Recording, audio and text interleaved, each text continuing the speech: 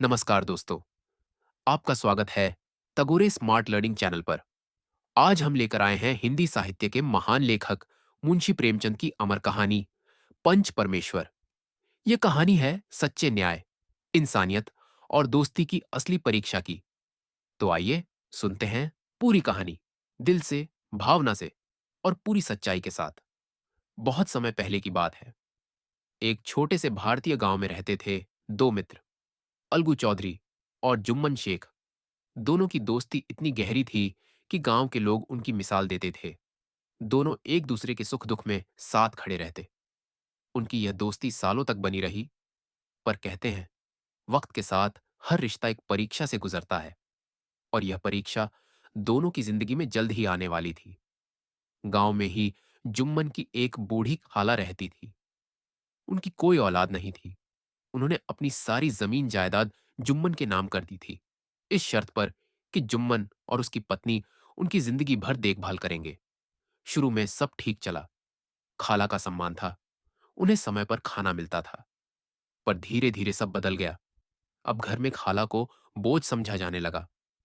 उनसे कोई ढंग से बात नहीं करता था। जुम्मन की पत्नी करीमा उन्हें ताने देती और जुम्मन भी खामोश रहता। खाला का दिल टूट गया। एक दिन उन्होंने जुम्मन से कहा, बेटा, अब मेरा गुजारा यहां नहीं हो सकता। मेरा हिस्सा मुझे लौटा दो, ताकि मैं अपना पेट कहीं और पाल लूं। जुम्मन ने ठंडी हंसी के साथ जवाब दिया, खाला, अब वो दिन गए। जो कुछ तुम्हारा था वो अब मेरा है। तुमने खुद ही अपने हाथों से दस्तखत किए थे। अब मैं कुछ नहीं कर सकता। ये सुनकर बूढ़ी खाला की आंखें भर आईं। उन्हें एहसास हुआ कि जिस पर उन्होंने सब कुछ भरोसे में सौंपा था, वही अब उनका पराया हो गया है। लाचार होकर खाला ने गांव की पंचायत बुलाने का निश्चय किया। गांव के लोग चौपाल पर इकट्ठे हुए। जुम्मन को भरोसा था कि पंचायत उसके पक्ष में ही फैसला देगी, क्योंकि पंचायत के ज्यादातर लोग उसके एहसानमंद थे। जब खाला से पूछा गया कि पंच कौन होगा, तो उन्होंने कहा, मेरे लिए पंच होगा अलगू चौधरी। यह सुनते ही सभा में सन्नाटा छा गया। जुम्मन के चेहरे पर हल्की मुस्कान आई। वह सोचने लगा, वाह, अब तो खेल मेरे हाथ में है। अलगू मेरा सबसे अच्छा दोस्त है। वो भला मेरे खिलाफ कैसे फैसला दे सकता है? लेकिन अलगू के मन में भारी द्वंद था। एक तरफ बचपन की दोस्ती थी और दूसरी तरफ था न्याय का धर्म। पंचायत बैठी। खाला ने अपनी सारी कहानी सुनाई। कैसे उन्होंने संपत्ति जुम्मन को दी थी, कैसे अब उनके साथ अन्याय हो रहा था। गांव के लोगों ने भी खाला की बातों की पुष्टि की। जुम्मन ने अपनी सफाई दी, पर उसके शब्दों में सच्चाई नहीं थी। सबकी बातें सुनने के बाद अलगू ने शांत स्वर में कहा, पंच के सामने कोई अपना या पराया नहीं होता। सत्य ही सबसे बड़ा होता है। मेरा फैसला है कि जुम्मन शेख अपनी खाला का भरण पोषण ठीक से करे। अगर ऐसा नहीं हो सकता, तो वह जमीन जो उन्हें सेवा की शर्त पर मिली थी, वापस खाला को लौटा दी जाए। सभा में सबने कहा, सच कहा, यही न्याय है। लेकिन यह फैसला सुनकर जुम्मन का चेहरा लाल पड़ गया। उसकी आंखों में दोस्ती की जगह गुस्सा था। उसका मन चिल्ला उठा, अरे अलगू, तूने मेरी पीठ में छुरा घोंपा है। मैंने तुझे भाई समझा और तूने मेरे खिलाफ बोल दिया। उस दिन के बाद जुम्मन ने अलगू से बात तक नहीं की।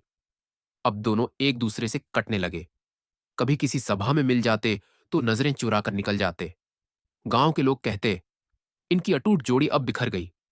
दोस्ती की डोर अब कट चुकी थी। कुछ महीने बीते। अलगू चौधरी के पास एक दिन एक बनिया आया, समझू साहू। उसने अलगू से एक मजबूत बैल खरीदा। बैल तंदुरुस्त था, खेत जोतने में तेज था। पर साहू उस बैल से सुबह शाम काम लेता और खाने को बहुत कम और रूखा सूखा देता। बेचारा बैल थक गया और कुछ ही दिनों में मर गया। अब समझू साहू ने अलगू से कहा, तेरा बैल पहले से ही बीमार था, मैं पैसे नहीं दूंगा। अलगू ने कहा, नहीं साहू, बैल पूरी तरह स्वस्थ था। तेरे कठोर काम ने उसे मार डाला। तू मेरे पैसे देगा। विवाद बढ़ा और आखिरकार फिर पंचायत बुलाई गई।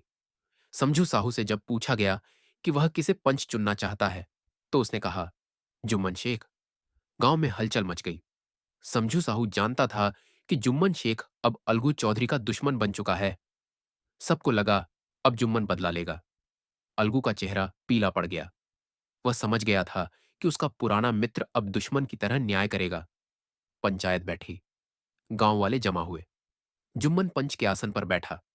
मन में कहीं एक चुभन थी। अब मेरी बारी है। आज देखता हूं अलगू को। पर जैसे ही उसने आसन संभाला, एक अजीब सी गंभीरता उसके भीतर उतर आई।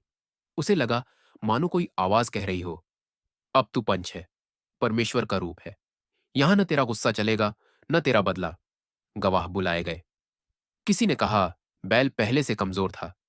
किसी ने कहा बैल का काम बहुत कठोर था। अलगू ने बड़ी सच्चाई से अपना पक्ष रखा। मैंने बैल स्वस्थ दिया था।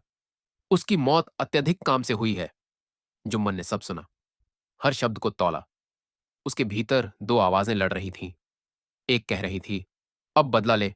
दूसरी कह रही थी, सच बोल, न्याय कर। आखिर वह आवाज जीती जो भीतर के परमेश्वर की थी। जुम्मन ने गहरी सांस ली और बोला, सुनो सब लोग, अलगू चौधरी निर्दोष है। उसका बैल तंदुरुस्त था। समझू साहू ने उससे अत्यधिक काम लिया। इसीलिए साहू, तू अलगू के पैसे देगा। सभा में सन्नाटा था। फिर सब बोल उठे, वाह, यही तो न्याय है। अलगू की आंखों में आंसू आ गए। वह उठा, आगे बढ़ा और जुम्मन के गले लग गया। उसकी आवाज भर्रा गई, भाई, आज समझ में आया कि पंच में सचमुच परमेश्वर बसते हैं। जुम्मन ने भी कहा, अलगू, उस दिन जब तू पंच बना था, मैं तुझसे नफरत करने लगा था। पर आज मुझे समझ में आया कि पंच बनते ही आदमी दोस्त या दुश्मन नहीं रहता। वह सिर्फ न्याय करता है। आज मेरे भीतर वही अनुभव हुआ जो तुझ में हुआ था। दोनों की आंखों से आंसू बहने लगे।